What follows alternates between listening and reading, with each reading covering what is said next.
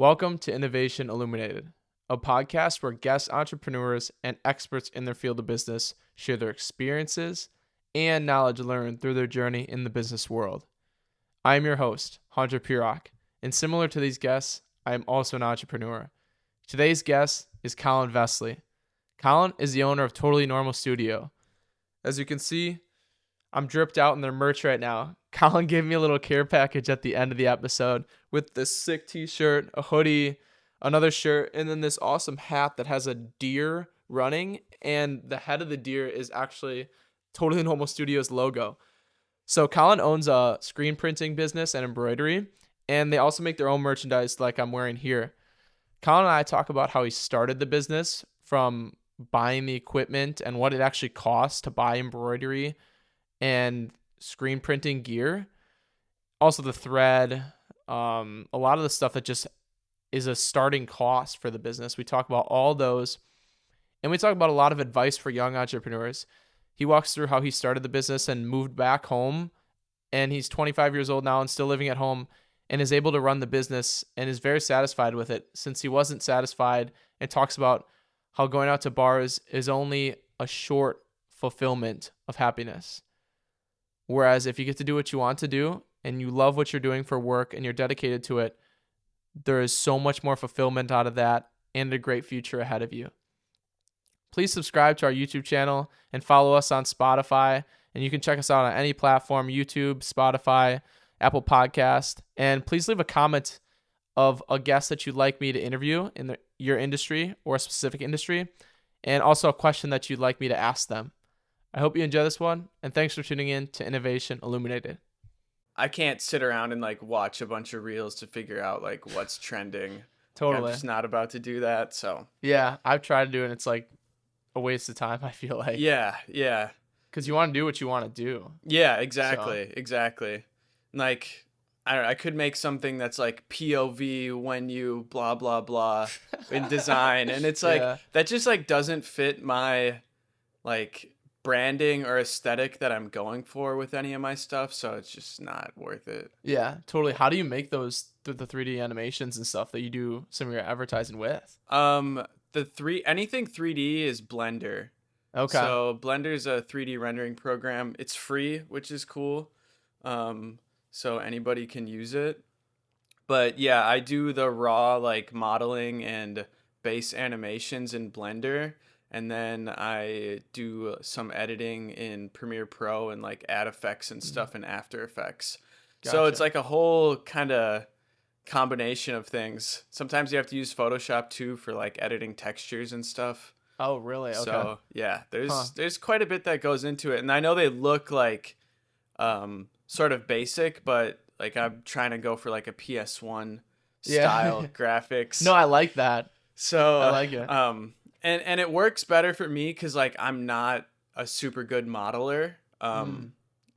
It's just you can spend years doing that, and I just have so many things that I'm interested in. It's hard for me to not hard, I should say, but I don't necessarily want to spend a bunch of time every week working on modeling and texturing proper looking humans, yeah photorealistic. Yeah, photorealism. And I feel the PS1 style is a little bit more forgiving in your textures because you're gonna add VHS effects and make it look distorted, so if the texturing isn't perfect, you can kind of get away with it. Yeah, so that's definitely nice, and it's a super unique look. I said to you before, I like the look of all your marketing. It just looks so, like you said, the PS1 looks super fun and trendy, and it flows with your company. I feel kind of your logo is kind of analog-y and stuff like that.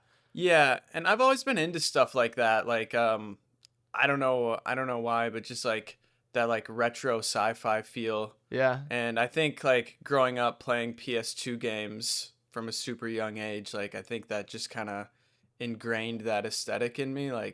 Those type of graphics hold a special place in in my heart, you know. Mm-hmm. Me and my brother were just talking about it last night because our internet went out the first snowstorm. Oh, So we really? like didn't know, we couldn't play games on our PCs, so we didn't know what to do. So we like hooked up the GameCube, and just like there's so much personality in those old consoles, you know, like the UI is super unique, and like the like the music in the menus and stuff is like really interesting, and it's just Mm-hmm. like with the PS, and there's nothing wrong with like a PS5, right? Like there's nothing inherently wrong with that, but like the menus and like the base menus when you're just open up the system, it's just like so cookie cutter and like the clean minimalist aesthetic that you see like everywhere these Mm-hmm. days, and it's just like kind of boring, you know. Yeah.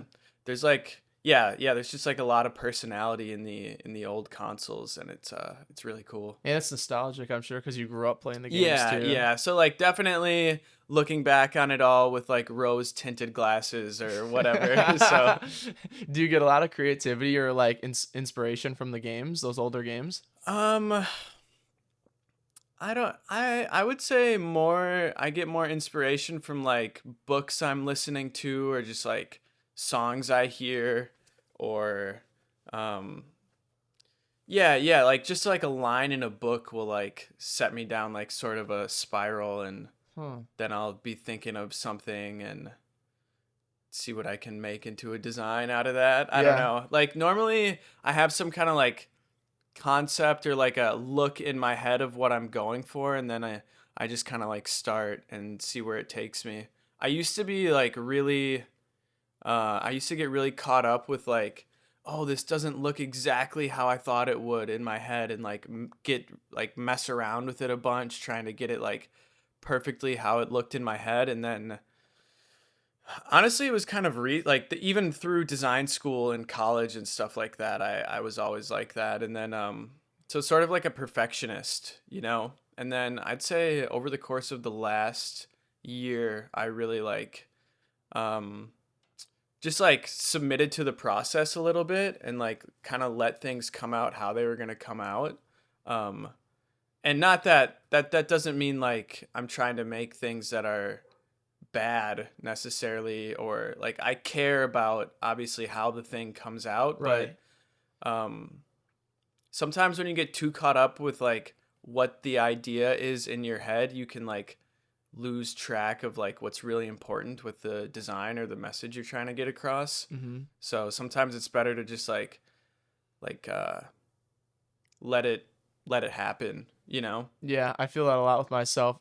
Kind of a thing I'm thinking of is like a paradox of choices where there's just too many options to decide from that you just can't pick one. Like Yeah. for example, like I was designing thumbnails for the podcast, like little highlight clips I'm doing, Mhm. and I couldn't like decide on one, or I had so many ideas in my head like, oh, I want this, or I want this logo in the corner or something, and I'm never gonna make a decision if I don't just pick one and just go for it. Yeah. And I get to the end and maybe it doesn't look exactly what I envisioned it to look like, but at least it's done and you can move on to the next thing. Whereas like if you don't get it done and don't feel at least comfortable with something done, that you're never gonna get it done, I feel like. Yeah, no, exactly. And you can always change it, you know, like Mm-hmm. if you pick one style of thumbnail and you're like, oh, that didn't work really well, or now that I see it on Instagram, it's not what I wanted it to be, like you can change it for the next one. You Mm-hmm. know what I mean? Like, especially in the early stages, I feel like you can mess around with branding and the look and like how you want to do things. I mean, you can even do a name change Right. if that's what you decide you need to do or whatever. Like I did that, you know. I guess I guess we just kind of started talking, but maybe we should get back to like the beginning, I Yeah. guess. Let's start at the beginning. So when did you start the business and kind of how did you start it? Did you already have all the apparel and printing machines and stuff, or did you have to go out and buy that stuff? I had to buy stuff. So I'd say I started playing around with things while I was still in college, like 2020, just before COVID. Mm. Um, I had an internship, so I had some money, and I didn't have enough money for screen printing equipment yet. Um, but I had enough money for a heat press. So I bought a heat press, and that's not exactly what I wanted to do. Like, screen printing is more the avenue I wanted to go down, but it's what I could afford, and I just wanted to start making stuff. Yeah, and I was in design school at the time, and I had an interview with one of my professors, and they were talking, like, I was a senior in the design program, and they're asking about like what I wanted to do with my future. And I feel like for the longest time I knew I wanted to start some kind of business. In high school and stuff, it was always like going to be a snowboarding company. Like, I Yeah. wanted to make snowboards, and maybe I still will someday. I don't That'd be know. sweet. But Yeah. I just feel like I don't know what I can. There's like there's so much engineering that goes into snowboards. And maybe I'm just discounting myself, and like I said, maybe one day I'll get to that, but right now snowboards, we're not doing snowboards. Yeah, but it's a dream. That's what you want. Yeah, That would be yeah, or sweet. just like, I knew I wanted to start some kind of brand, I didn't know what it was going to be. Hmm. So just like talking to my professor about that, and I had all the excuses like, oh, I don't have the money to do it, or I don't have the time to do it, and they're just like, you just have to start. Like, you just have to start, and I feel like that applies to so many things in life. Like, kind of even what you were saying with too many options to pick from. Like, you just have to start. You Hmm. know, and because you'll never know if you can do it or how it's going to work out if you never start. Like, you can watch all the podcasts in the world, like read Yeah. all the books, and it's not gonna, there's no like blueprint, you know what I mean? Like, there's sort of blueprints, I guess, but I, like, just because Everybody's it story is worked, different. yeah, just because it worked for one person doesn't mean it's going to work for you. Hmm. um and that's sort of kind of went up on a tangent there, but yeah. So my professor was like, you just got to start. And um yeah, I bought the heat press, and I made my first hoodie, and just like sold it to friends and stuff. Yeah. And then I just was kind of like playing around with that. A couple months later, I bought like a DIY screen printing kit from just like the art store. And I had a familiarity with the process from high school, Hmm. because in graphic arts we did screen printing. So like, I had a foundation for what the process was. But yeah, so much trial and error and trying to get it figured out, especially like at that point. I literally like would coat the screen and like stick it in my bathroom, and have to tell my roommates like, don't go in the bathroom for the next, like, don't use this bathroom for the next like 4 hours while this thing is driving or drying. Thankfully we had more than one bathroom, but yeah. And then just like exposing the screens was super tough then. I was using like just a floodlight, and I'd have to let the light sit on it for like 45 minutes in order to get a good exposure. So what's the process? Sorry to interrupt you, but Yeah, no, you're I don't good. know like what the screen printing process is. Like, how do you get the graphic on it? You're talking about exposing it. Can you kind of walk Okay, through that yeah, process quick? yeah, for sure, for sure. So, how I start normally is like, with screen printing stuff, is you need to make the design print ready. So that means like taking it into Photoshop or Illustrator and separating all the colors onto different layers and making them all black. Um, Mm. because you need to print transparencies, and the transparencies need to be black. So if you're doing a 3 color design, you need to have, and it's black, red, and white. You need to have like a white screen, a black screen, and a red screen. You need a screen for each color, so you need a transparency for each color. So the transparency is like exactly what it sounds like. It's just like transparent film. It's kind of plasticky, Hmm. and you can print on that with like an inkjet printer. I use a plotter that my dad has down at his shop, just so I can do like larger format stuff. So you print the transparencies, and then you need to coat your screens with emulsion. So emulsion is basically like, I don't know exactly how to explain it, but it's kind of like this coating that you use. You it's light sensitive. So you fill up this thing. It's called a scoop coater. It's like a little trough almost. So you fill that up with emulsion, and then you coat the screen on both sides with it, and then you need to let it dry. So you let that dry, and then I have all my screens measured out. So I put the transparency in the same spot every time. There's like more advanced ways to do this, but this is what works for me right now.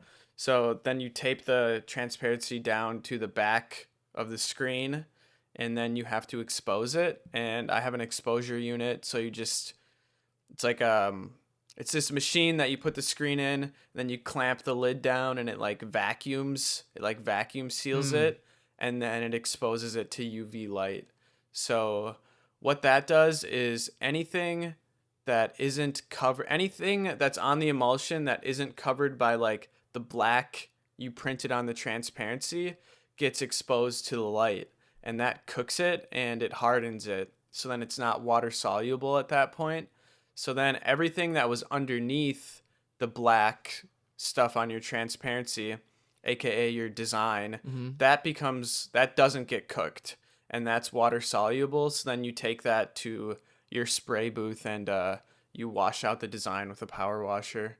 Oh, okay. So the Yeah. black comes off then. That's just Yeah, transparent. you have to take the transparency off, and then you spray it out, and all the emulsion that was in the screen that was underneath the black stuff, or the ink, the print, the transparent, whatever you want to call it.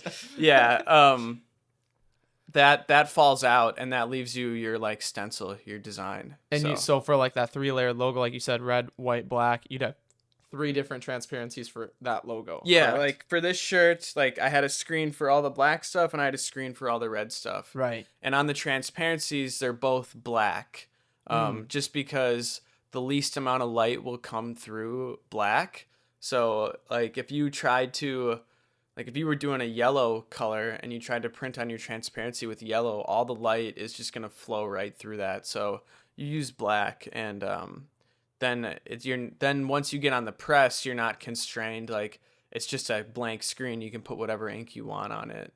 Gotcha. Yeah. Gotcha. Okay, so the process is kind of like you have the transparency or the paper, or first you're in Photoshop, and then you turn any color into black and separate them all out. Do you just save them as like a JPEG or something like that? I use PDFs generally. Okay. Yeah, they definitely tend to work the best for printing.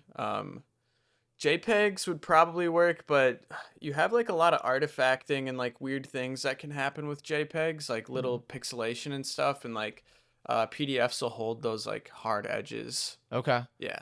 And then so you'd print that out on the ink printer or whatever like that in black. Yep. And then you'd put the emulsion on. Yep, on the screen. Okay. And then spray it. You with let the it UV dry. Okay. Then expose, then spray. Yeah. Gotcha. And then that's when you'd see, like, I see the videos like you post and other people where it's on the press and you're switching it over and putting it down and then putting the ink on. Yep. That'd be the next step. Yep. Okay. Yep. That's once it gets actually to press. It sounds more complicated than it actually is because of like sort of the jargony stuff like emulsion and transparencies and exposing, but like there's so many good YouTube videos out there on like how to do this.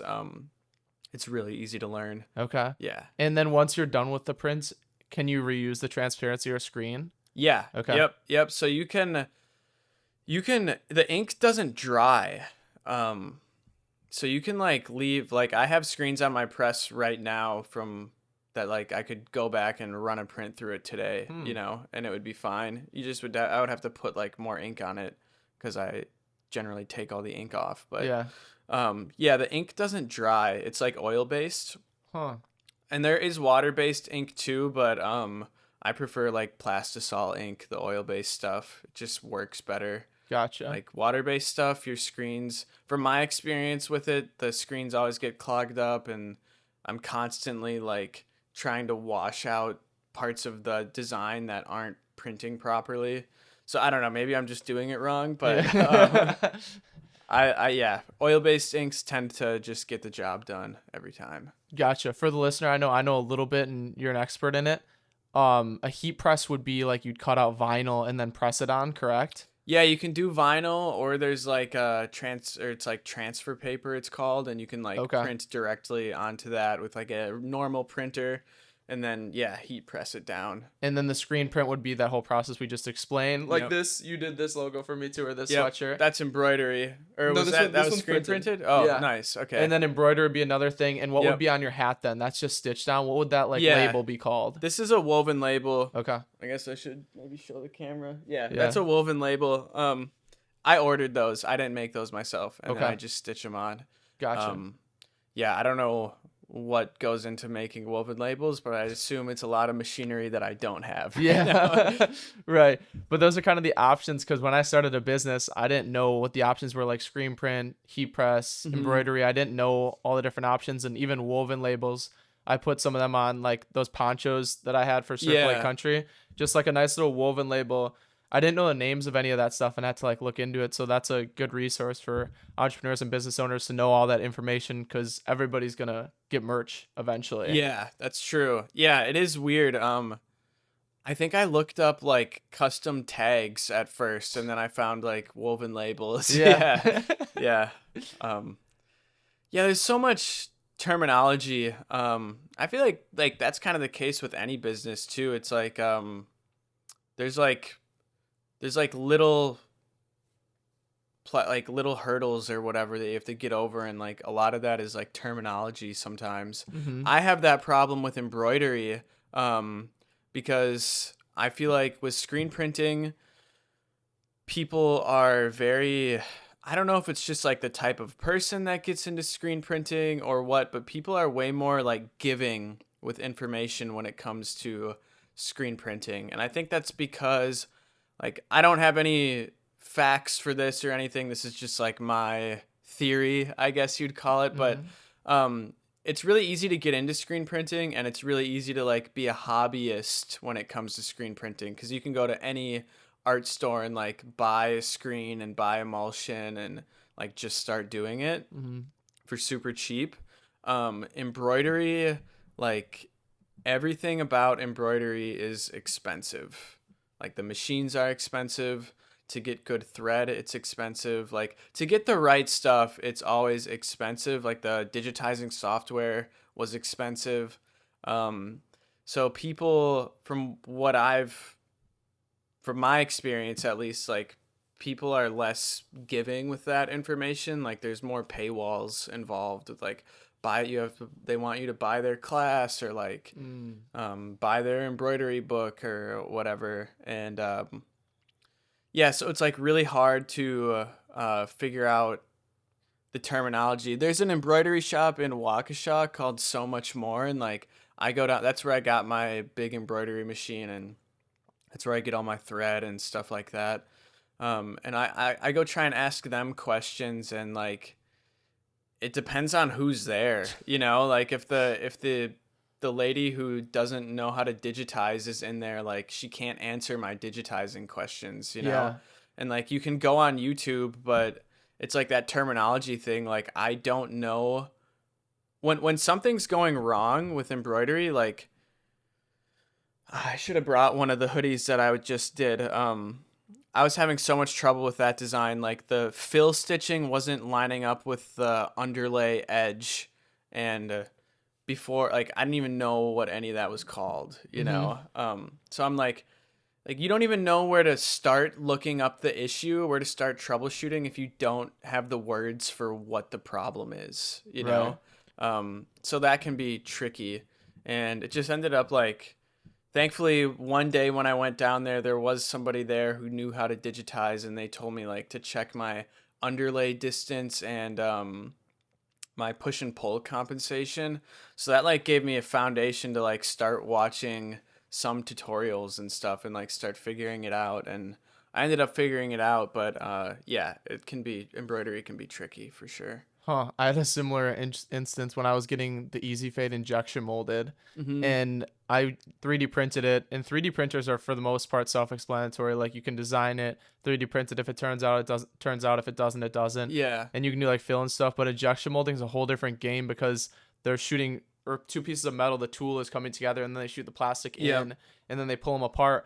But there's so many things like an undercut and different things that the two pieces of metal the tool has to pull apart, Mhm. and they're gonna pull your part apart if there's an undercut. Yeah, like if it's you have to design it in a way that it can be injection molded. Right. Yeah, when I was in school, we went to this injection molding facility, and we did like some basic molding, and yeah, I remember being like, oh, there's like way more to this than I thought. I thought injection molding was just like you have the mold, you push the plastic in, boom, you're done. But Right. yeah, you got to be careful with I could imagine that being tough, like especially like I'm sure like I don't think you have an injection molding machine, right? No, 'Cause you're right, probably no, heck working with no. a manufacturer. Yeah. Yeah, so like you send them your idea and they're like, "No, we can't do that. It's not going to work." And you're like, "Oh, okay. Yeah. How can we make it work?" Yeah, right. I sent them the file, and then they're like, well, and they had a good software. It was like, there's an undercut here, there's an undercut here, and then the ejection pins like can't go here or something. Yeah. So then we did like a hour or two phone call, like a couple days, where it was like I had to redesign damn near the whole guard. Yeah. It's like the whole invention that I just 3D printed was like, oh, this is perfect. It's like all of a sudden you have to redesign the whole thing and put slopes so that the tools can pull apart. Mhm. Otherwise, it's going to get stuck in the tool. And there was so much stuff that I didn't know going into it. So that's another thing. Like you just got to jump in for some stuff like that, like we Yeah. talked about. Totally. Yeah, and I mean, I think that's like so important for anything.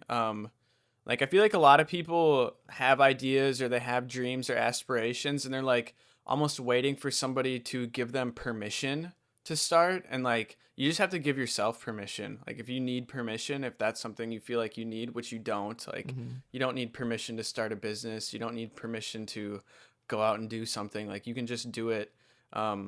And I think that part of that is just like growing up in at least our American school system. Like so many things you do, you have to ask permission for, even like little things like going to the bathroom. So I feel like that kind of gets in your head in a way like, oh, I need some authority figure to tell me it's okay to like start a business. Interesting. And I think you can just do it, you know, like Right. you can just go start tomorrow. You can start today. That's interesting you bring that up. I can remember, yeah, in elementary school and stuff, like the teacher, you'd have to ask them to go to the bathroom and they wouldn't even let you. Yeah. Because they were like, we're working for the next hour and they wouldn't even let you go to the bathroom. Like, that's crazy. Yeah, it is crazy. You should always be allowed to go to the bathroom. Right? Yeah. I know, that's insane. Especially little kids. Especially little kids, yeah. Yeah, you know, I guess growing up, like, I always thought that, like, once I get to a certain age or once I get through college or whatever, like, then I'll understand what's going on, you know? Then I'll get it. Like, I always felt like, growing up at least, I felt like adults, like, they had it figured out, you know? Like, They don't. They Yeah. don't. And when that really hit me is, like, I got an internship doing web design, and I was going into, like, a big corporate office, and I was, like, 20 or 21 maybe, and all these people are in their 30s, 40s, and I'm working there for like a couple days, maybe a couple weeks or something, and it just hit me one day like these people they understand what's going on with this whole operation just as much as I do, and I've been here for like 2 weeks, and that's when it hit me like nobody has a clue what's going on. Like you just have to figure it out and like try your best, I guess. Yeah. And I don't mean that in like a bad sense or anything. Like people, obviously there's tons of successful people out there who like figured things out, but like don't sell yourself short, I guess is what that means. Like don't think you can't do something because like you can do it. You just have to figure it out. Yeah, and at one point they didn't know too. All the Yeah. successful people. I've talked to a good amount now, and I can't wait to talk to more on the podcast, but they all pretty much start with like an apprenticeship. Like they start in a field. For example, one I interviewed a couple weeks ago worked at a dock and lift store for 20 years. Mhm. And then eventually he bought the business. And now he's a business owner and super successful. But for those 20 years, he was like working and learning the ins and outs. Mm-hmm. And then he made his move. And I see a lot of people do that even with companies that they start from scratch. They're working at a company, they don't like how the company's doing this, and Yeah. then they're going to start their own and do it differently. And Okay. they're the ones that excel like a bunch. But a lot of people I know too, like myself, I got into kind of some easy businesses like lawn mowing, and the surf lessons is unique, but I just like went in. I had no motto of how to run the business. I Mhm. just jumped into it, started slow, worked up into it. But I talked about in the solo episode that I'm gonna release before this one how it's so easy to get comfortable. Like after a year, I got comfortable making how much I was making at the surf Mhm. business, and I didn't have any goals in mind like to set of revenue, how many customers I have. So Yeah. I just stay the same because I didn't have those goals set, and I was comfortable. I was fine with just doing this many this week, this many this week. But now I really sat down, and I think it's important for business owners to sit down and create goals and try to hit them. You're never going to Yeah. be able to measure it if you don't have a goal in mind. Yeah. Yeah, and I think goals are like I definitely have goals for the business. Like some are short term, some are long term, you know. Um but yeah, I agree. I think goals are super important, and sometimes I think it's tough setting goals because you don't always have like a clear, at least for me, like I don't necessarily have a clear picture of like what I want. I have like an abstract idea of what I want the business to be 10 years from now, you know? Um, but I don't, and maybe that's just, I need to sit down and like really do some thinking and like, um, try and figure out like what I want it to be. But yeah, I think goals are like super important, and you're not going to hit all of them all the time, you know? But I think one thing that's important with goals is like you need to have a way to like break them down into smaller goals. So, like, let's say your goal is you're just starting and you want to get 1,000 Instagram followers by the end of the year or whatever. And it's like, okay, how are you going to do that? You need to like break that goal into smaller goals. Like, my goal then is to post 2 to 3 times a week, or like, I'm gonna, try and get endorsements from other bigger accounts or whatever, you know? So you need to like break those bigger goals into sub goals and like start checking those off the list, you know, Hmm. because those sub goals will lead you to the bigger goal, I Yeah, I think. was actually Yeah. thinking about it the other day and was talking with somebody. We were talking about working out and how like a 50-minute workout is so much more daunting than 5 10-minute workouts, like a 10-minute bicep, then 10-minute legs, whereas a 50-minute whole body workout. Like you're not going to want to do the 50-minute one, Yeah. but you'll do the 10-minute ones just to get to the 50 minutes, Yeah. which is Yeah. so interesting. And I feel like that's with everything. For sure, with setting goals, you need to have like little bite-sized increments that you're like, oh, I reached this, Yeah. I reached this, and then you eventually can get to that big goal. Yep. And then like that big goal will almost just happen naturally Mm-hmm. by checking off the smaller goals, you Right. know? Yeah. Yeah, I definitely need to be way better about that. I've I got to set some goals for 2024. Yeah. There you go. Like Yeah. start working on some stuff here. There's still But time. We're only like a week or two in, yeah, but totally. Totally. let's get back to. I want to get into if you feel comfortable sharing some of the cost of the starting the business. So like Mhm. cost of the embroidery machine, cost of thread, the screen print, and all that stuff. So yeah, we can start with the screen printer. I have a cheap Amazon press right now, and I'm in the process of finding a new one, a better press to upgrade. The one I'm looking at, is like $5,500. Okay.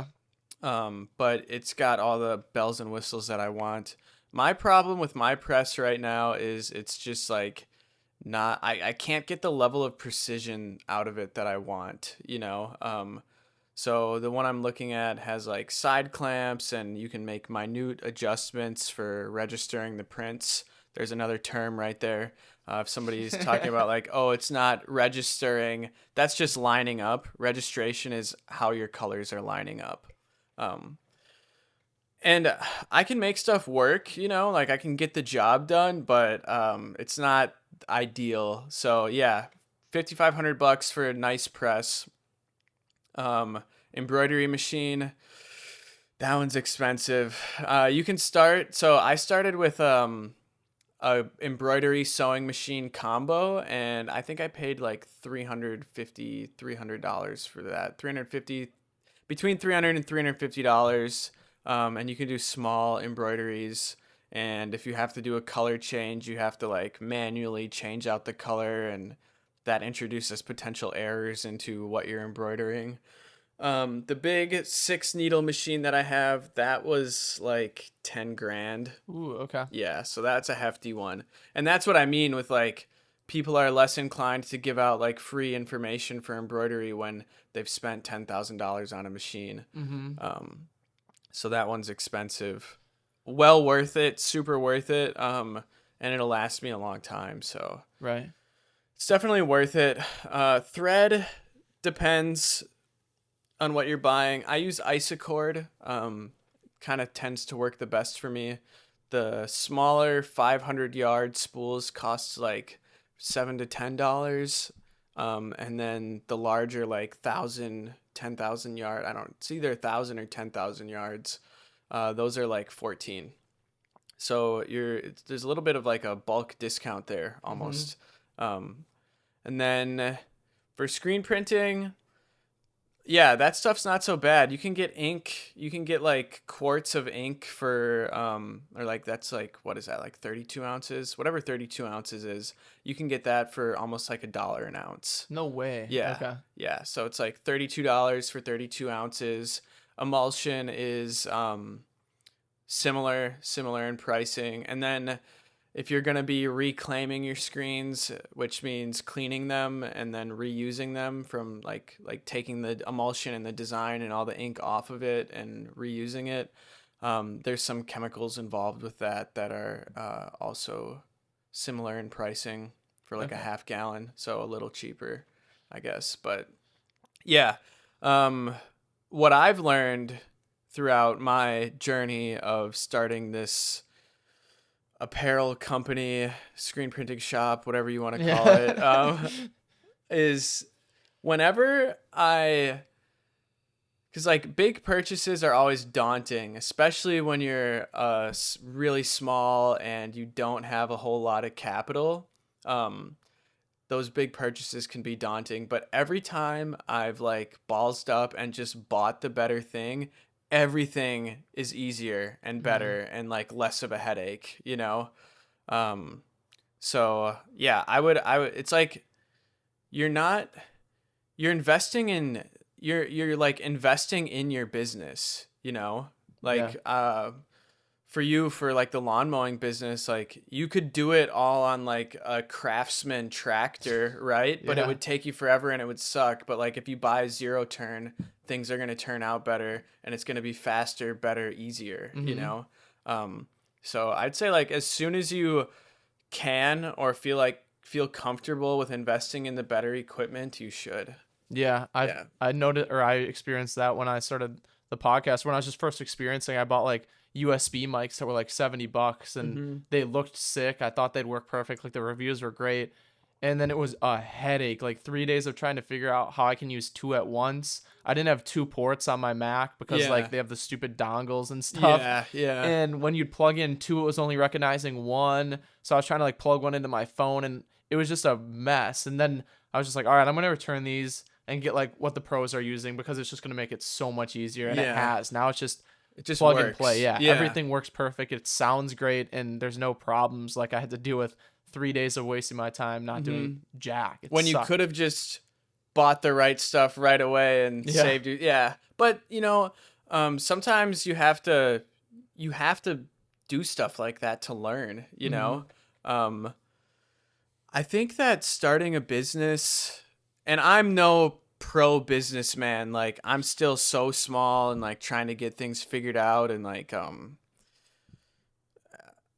I wouldn't consider myself successful yet. I don't know if I ever will. I'm just that kind of person, you know, like, but, I kind of lost my train of thought there, but, yeah, when you're starting a business, like you have to make the wrong purchase sometimes. So you learn how to make the right purchase. You have to mess up here to learn how to do it right, you know, like you can't expect everything to go perfectly every time because it never does. Almost nothing ever goes according to plan. Exactly. especially at first, like you think you're just going to come in, oh, I'm going to knock out this 4-color print, it's going to be super easy, and then nothing lines up, Yeah. and then you learn like, oh, maybe I should pay attention to where I'm putting the transparencies on the screens so they're not like oh yeah. Right. So just like those little things that you sort of pick up on, and you can't give up on your first mistake. Something I'm really grateful for is that like I started snowboarding at a young age, and it kind of like happened to get into it. Like I had a buddy, and he invited me over to his house to snowboard one winter, and we were in like 4th grade, and I didn't know what a real snowboard was at that time or anything like that. And he had older brothers, so they were already like doing the real thing. And I went over there with like my Walmart snowboard or whatever, and he had the board and the bindings and the boots and whatever.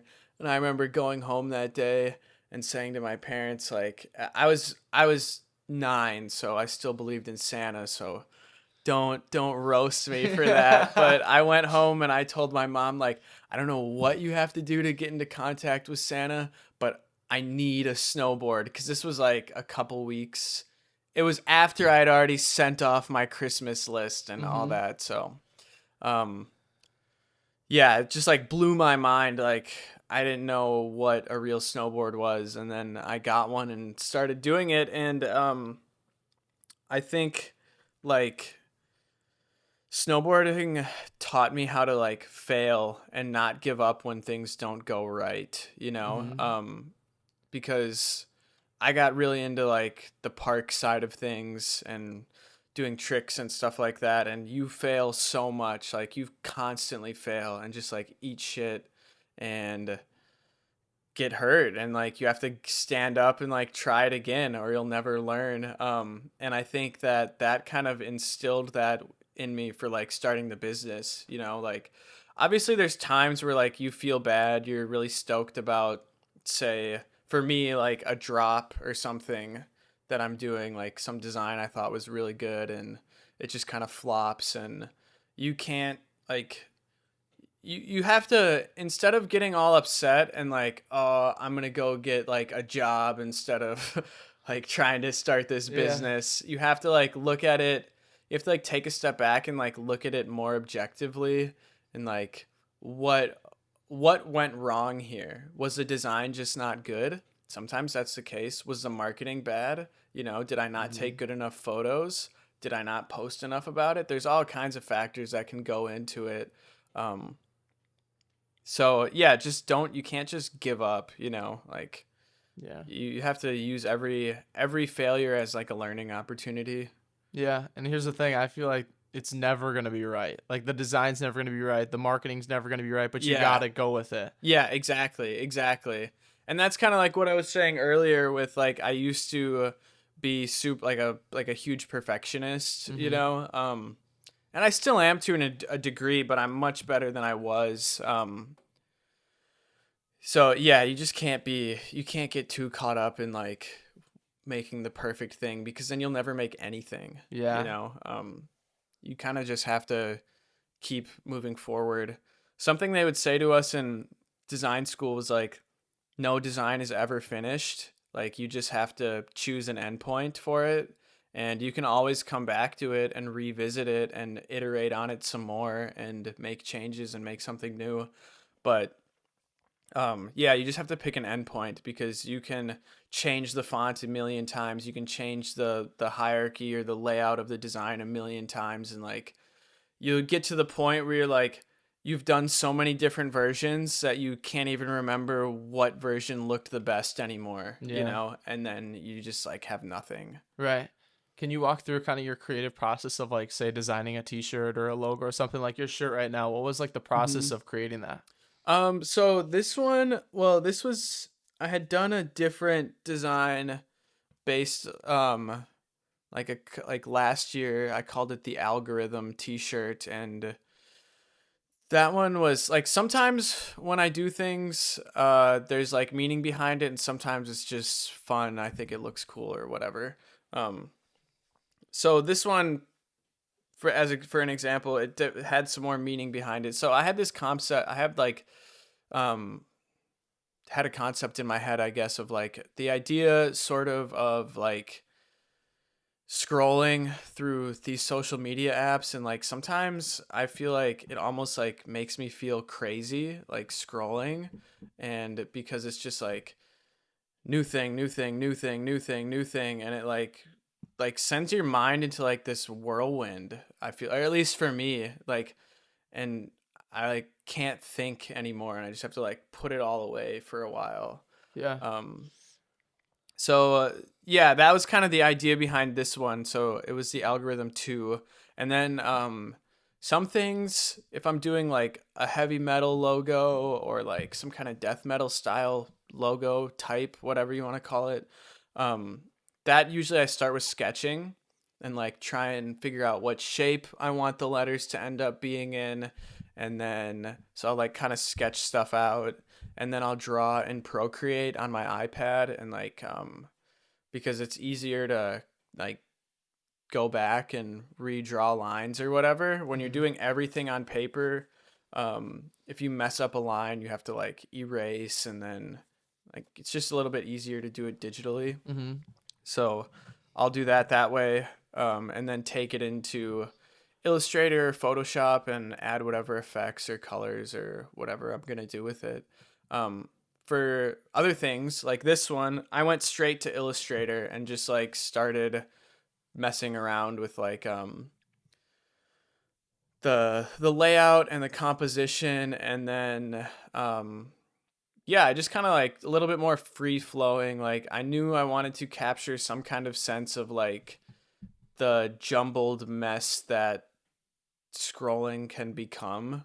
Mm-hmm. Um, that's why it's like everything's kind of on top of each other, like the scroll, and it just kind of like blends together. Cause that's what I feel like happens when you spend a bunch of time scrolling. Like at a certain point, you're not even like looking at it anymore. You're just like, it's just there and you keep going by. And that's another tough thing with social media marketing in general is like people are exposed to so many things on a daily basis. It's like really hard to get something to stick with them. You know what I mean? Yeah. Um, so it's tricky. Um, anyways, that's besides the point. So I went straight into Illustrator with this one, start messing around with stuff. I had an idea of like what I wanted to go for, and then I just like start playing around with it. And yeah, then you get to a certain point and you're like, okay, I think that this is it, and then call it done. Give it a whirl. Yeah, Yeah. Print yeah, it out. yeah. See what it looks like and stuff. hmm Yeah. Totally. One important thing I will say with doing design is generally your first iteration is not the right one. You should almost always, you can use it as a base idea, and sometimes the first iteration is the best one, but generally it's going to take a few tries at it to like really get it nailed down. Mm-hmm. I used to, before I was in design school, before I was in the design program, I was messing around with Photoshop and stuff, and yeah, I would just like make something and I would be like, okay, that's done. And then I quickly learned that iterating is very important. So like when I said I'm playing around with the design, like that's what I'm doing. I'm iterating. I'm like duplicating everything and like changing it, you know, and seeing what looks better, or Yeah. like deleting sections and adding new stuff in, or changing words and changing the way things look. Um, but you can get really in the weeds with iterating. So yeah, at some point you just have to call it done. Call it totally. Yeah. Yeah. The iterations is an interesting idea. I for sure do some of that, but I think that's a good thing to hone in on, that you can get to where you want to be and then you can kind of piggyback off it to design something that Mm-hmm. finalizes the look. Are there anything that are like kind of like rituals or that you do when you're in a creative process? Like, do you put your phone away and not touch it at all, or and just focus on Illustrator or drawing or stuff, or do you let that stuff come into you and use that as inspiration, kind of? Um, I hate that I go on my phone sometimes. Yeah. No, when I usually it's kind of just like you get into a flow state. Usually I listen to some kind of music or a podcast, something that I'm not gonna have to pull out my phone and change for a while. Hmm. Because like if I have to pull out my phone to change a song, there's a good chance I end up on Instagram. And then there's a good chance I end up on YouTube. And Yeah. then before I know it, I'm like knocked myself out of that. And then I'm sidetracked and I'm going and doing something. So Dude, yeah, totally. like try and limit the things that are gonna get me back on my phone. Generally when I work, I don't have my phone in my pocket. I have it off to the side somewhere where like I can see, or like I guess if I have my AirPods in, if somebody calls me, I'll know. But Hmm. um yeah, like I can see it, but it's far enough away where like I know that I'm reaching for it. When it's in your pocket, it's like really easy to just kind of end up on it Hmm. for me. So keeping it away from me is really good because that's a huge distraction, like a huge distraction, and it'll take you out of a creative state for sure. Yeah. Um, I think it totally breaks you up. I'll share an experience last night. I haven't had this in a while where I like go on like a crazy scrolling spree, but I was like looking at like people that do social media marketing, like mhm. own agencies, and I was like looking at their Instagram and I was like, boy, their life looks sick. And then I looked at like YouTube and I was like watching like their advice and stuff. And like an hour later, I'm like, am I even doing what I want to do like for Yeah. businesses? Is this podcast even going to be fun? And I was like, wait, what am I doing? Like, I just got sucked so deep into that YouTube and Mhm. Instagram and like brainwashed to like try to start something that maybe succeeded for a couple guys in the world and stuff, Yeah. that why would I even like let that in? So I feel like scrolling on TikTok and stuff, you're never going to be able to create something in the business world if you're just consuming. You need to be the one that's pushing out the Yeah, content. yeah, you can't be a consumer of content. That's why I don't watch reels. Like maybe it would help me with for from a marketing standpoint, but like I just can't do it. Like I because like with what you were saying, there's like little things that people don't tell you, right? Like some of the people who are really successful had huge monetary backings from the get-go. Mm-hmm. You know what I mean? Mm-hmm. Whereas like you're trying to do something organically, and like I feel like there's a whole genre. I call it productivity porn, where there's like all this advice on how to start a business or how to make money or whatever. Like you can go on YouTube and there's stuff out there that's like how to make $1 million in like 10 seconds Yeah. or whatever, and it's Yeah. like complete nonsense. It's always just like buy my master class, or, Mm-hmm. you know what I mean? Um, and like yeah, so I feel like um you can get sucked down that rabbit hole and like you can get really inspired, but you're not actually doing anything, Right. and another thing with social media is people always post the good things, like Mm-hmm. you just said it, like I'm looking at these guys like, oh man, their life is so sick, and it's like, is it really? Mm-hmm. Is it really? Like, have you talked to them? Right. You know what I mean? Have you had a deep conversation with them? Their life might suck. You know what I Mm-hmm. mean? No, totally. Like just because they have a picture of them in some nice house that's rented, or maybe they just used it for the photo shoot, maybe they just use it for a podcast, like it might Mm-hmm. not even be theirs, and you just think it's theirs or whatever, or they're posing with a nice car. It's like that could be a rented car that they rented for one day for the photo shoot to make you think that they're a millionaire. You Mm-hmm. know what I mean? Yeah. um so there's tons of that out there, and people fall for it, Right. and those guys, like that's their game. Mm-hmm. That's their entrepreneurship, or that's their business, is like being that person. Yeah. Um, Totally. so yeah, social media is very toxic, very poisonous, I would Yeah. say, but it's like a necessary evil when starting a business, which Mm-hmm. sucks, but it is what it is. Totally. Let's get back to the business a little bit. Do you do a lot of printing for businesses like myself. I reached out to you and Mhm. needed merchandise for one of my businesses, and you screen printed it and did some embroidery work. Do you do that for a lot of businesses? Um, Not as much as I would like to. Okay. That's a big thing I'm gonna be working on in 2024 is like really doing some sales outreach. It's something that's been out of my comfort zone is design and art and making. My outside of my comfort zone is all the business stuff, you know. Yeah. Um, so I definitely want to step outside my comfort zone this year and like do a lot more sales outreach and like really reaching out to local businesses and stuff and trying to drum up more work because I enjoy screen printing and doing the process and like all that stuff just as much as I enjoy printing my own clothing or designing my own stuff. Mm-hmm. Um, and I think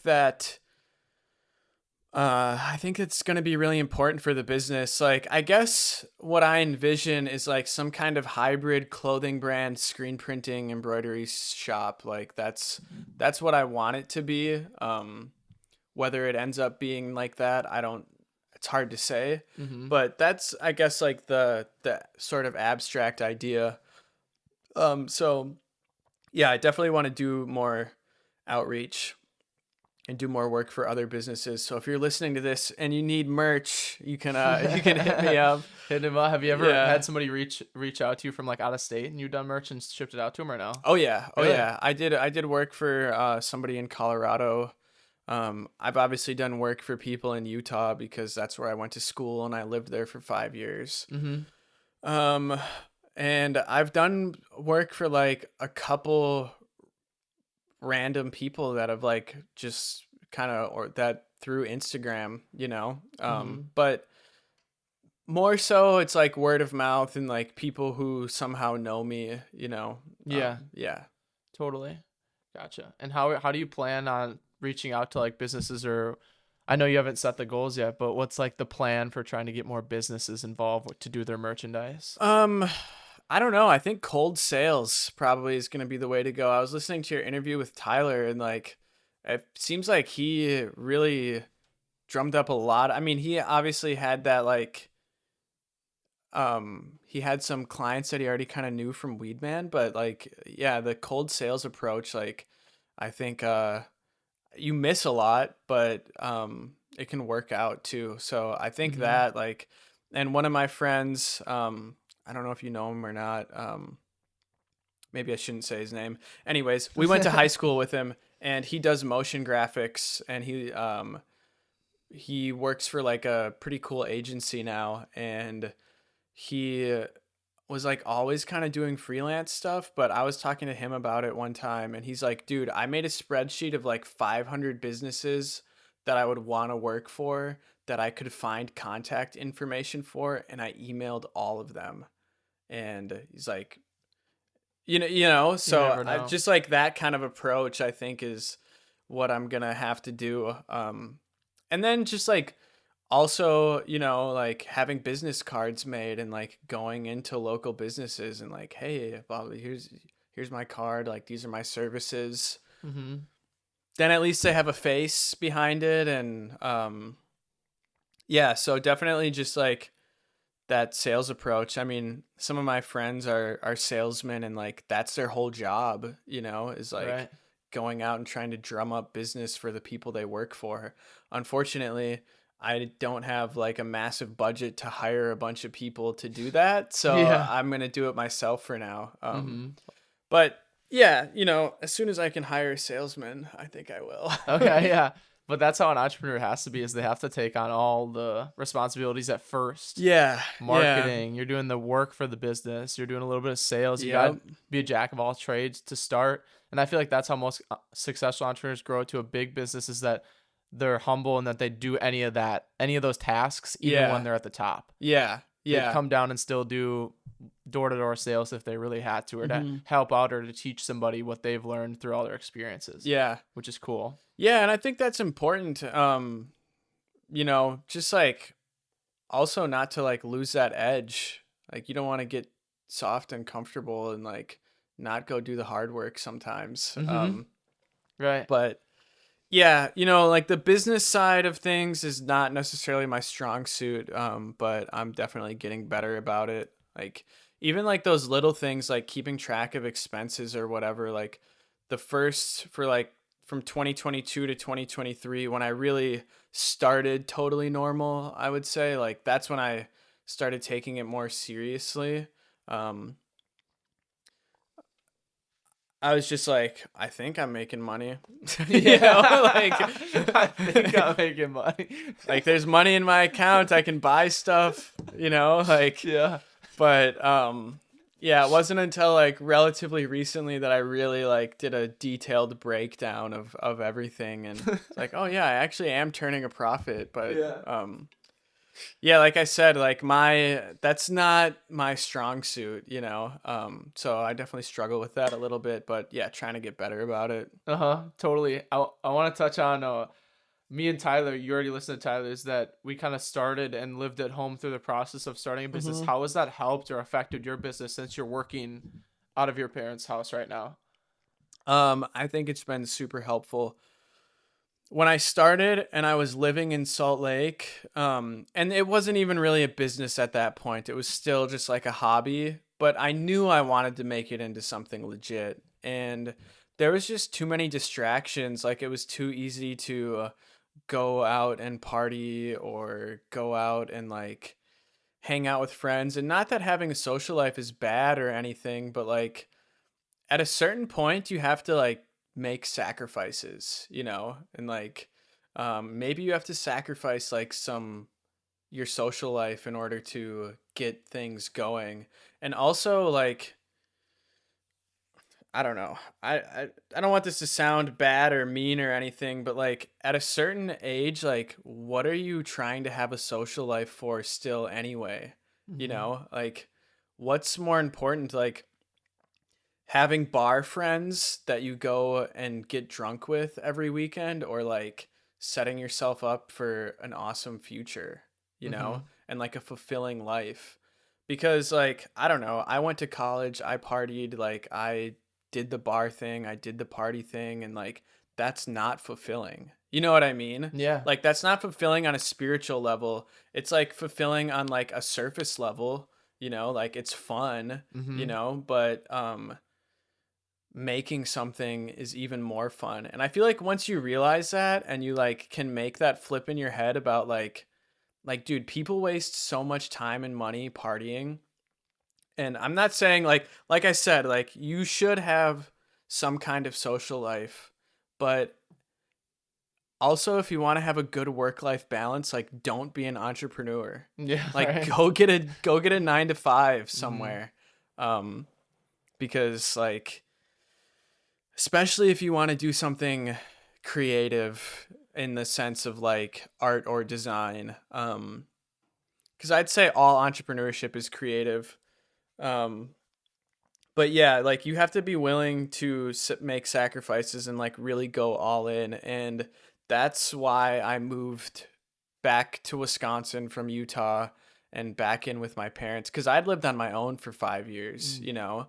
um I moved out when I was 18, went and lived in the dorms, then moved into a house and stayed there until I left Utah. Um, so it was tough. It was tough to like make that sacrifice and like move away from all my friends, you know, and like move away from all these people I knew.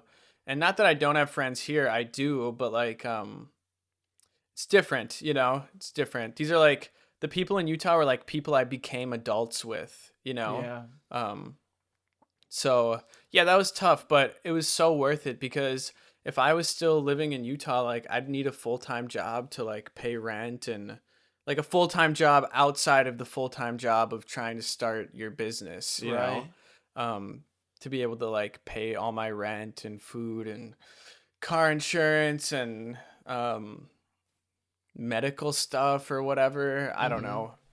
Things come up, you know. Yeah. No, totally. And then just like yeah, all the distractions. It was like there was so many times where I knew I wanted to like work on a new t-shirt design, but I would get a text like, "Hey, you want to go snowboarding?" or "Hey, you want to go skate?" or "What are you doing tonight?" And then you just end up doing that instead. Mm-hmm. So, yeah, I don't know. I don't mean to like bash on people who like going to the bars or whatever, but I feel like it's really easy to like lose sight of it, and like it becomes habit, and you're like almost not even having fun. This is how it was for me, right? Like all of a sudden I'm going out every Thursday, Friday, Saturday, and I'm not having fun, but I'm still doing it. You know what I Mm-hmm. mean? So moving back to Wisconsin definitely helped me like break away from all that. And the one positive thing to come out of COVID and the lockdowns was like all of a sudden you couldn't go to the bars anymore. So you had to Mm-hmm. like that's when I really realized like, oh, I wasn't having fun. Like, Yeah. it's way more fun like playing Catan with my roommates than going to the bar. Right. So Yeah. I'm sure I a don't lot of know. people can relate to that. Yeah, yeah. Because I know a lot of people are just going out and it's just a habit, and Mm-hmm. they think they're having fun, but it's so much more fulfilling to be doing what you love and be doing it every day, and Mm-hmm. something that can possibly make you money too, which is Yeah. awesome.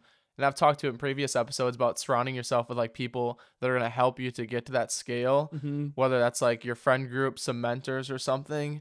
Those are super important people because they help you get to the level that you want to get to, but they're also a support system for you so that you don't have just nobody. Yeah. Because a lot of people are gonna stay and want to do the partying or have Mm-hmm. a work life balance or go to the 9 to 5, and they're not gonna be able to go golfing or snowboarding when you want to, like on Yeah. your time. Yeah. But some of those people that own their businesses or are creative are gonna be able to make their schedule work with yours, which is cool because they're flexible as well. Yeah. Yeah.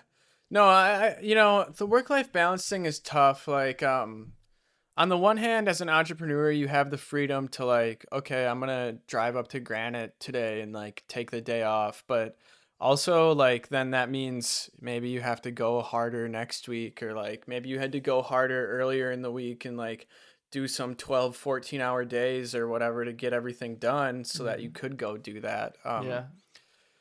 So, but yeah, surrounding yourself with the right people and having a support system is really important, and that definitely helps with like living at home. If you have chill parents and you're able to do it, like I'm definitely a fan of like living with your parents European style. Yeah. Cuz like yeah, it's like some weird thing here in America where like it's almost frowned upon to like live with your parents, and or like people think you're like there's always like that like classic thing of like the 40-year-old guy living in his parents' basement or whatever, and like I feel Mhm. like that's the image people have in their heads, and that's what I thought always, um like living at home was whack, or like living with your parents once you were an adult was whack. But I had a buddy from Switzerland, and he was telling me, like, this is years ago now, when I was still in college, but he was saying like, dude, people in Europe like will live with their parents till they are like ready to get married, and Huh. then finally move out. Um, and it's like not as frowned upon there. So there's a lot of there's pros and cons. But yeah, if you have chill parents and you're fortunate enough to be able to do so, to start a business or whatever, like yeah, live with your parents. You don't have to pay rent. If you have a mom that's gonna cook for you, like let her cook for you. You know what Yeah. I mean? Like Uh-huh. like take that extra, like I mean, hopefully you'll be able to pay her back somehow someday. Mhm.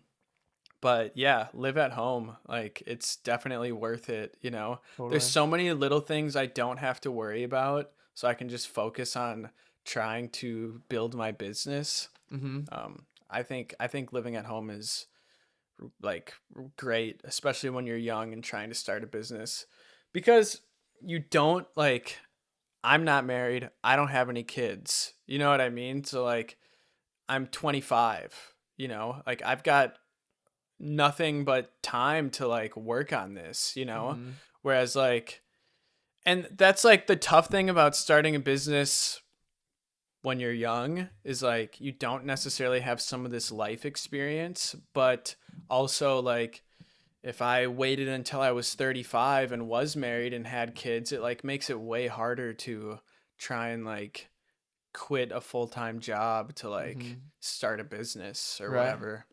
Right. I So, couldn't agree more with the living at home statement. We've covered, I feel like, so much motivation and advice for young entrepreneurs that it's tough for me to ask this question, but I like to end every episode with asking what advice you'd have for young or new entrepreneurs or business owners that are starting out or maybe even stuck in their job right now and they want to go off on their own. give yourself permission to do so. Like that was another piece of advice I got from a design professor. It's like give yourself permission to do so, to start. And cuz I think that's super important. I think it's like a subconscious thing that like people think they need somebody to tell it like you don't need your parents to tell you it's okay for you to start a business. You know what I mean? Mm-hmm. Like your parents are important, and you don't want to like be an ass to them or something like that, but you know, it's your life at the end of the day, and like what's going to satisfy you.